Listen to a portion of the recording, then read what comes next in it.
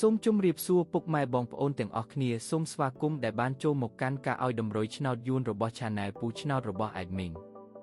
ថ្ងៃនេះ Admin មានលេខល្អៗសម្រាប់ចែកជូនពុកម៉ែបងប្អូនទាំងអស់គ្នាយកទៅផ្សងសំណាងឆ្នោតយួនថ្ងៃទី6 ខែ 6 ឆ្នាំ 2026 Admin មានលេខតូចនិងលេខធំសម្រាប់ចែកជូនពុកម៉ែបងប្អូនទាំងអស់គ្នាដោយមិនគិតថ្លៃនោះទេមុននឹងចូលទៅកាន់តម្រុយ Admin សូមឲ្យពុកម៉ែបងប្អូនទាំងអស់គ្នាជួយចុចជាវ Subscribe ឲ្យមេដៃនិង Comment ឲ្យ Admin ម្នាក់មួយផងទុកថាឲ្យកម្លាំងចិត្ត Admin ដើម្បី Admin ចេញនៅវីដេអូតម្រុយថ្មីៗសម្រាប់ចែកជូនពុកម៉ែបងប្អូនទាំងអស់គ្នាជាបន្តទៀតឥឡូវនេះពុកម៉ែបងប្អូនទាំងអស់គ្នាយើងចូលមកតម្រុយតែម្ដងចំពោះពីលេខឬលេខតូច Admin ឲ្យលេខ81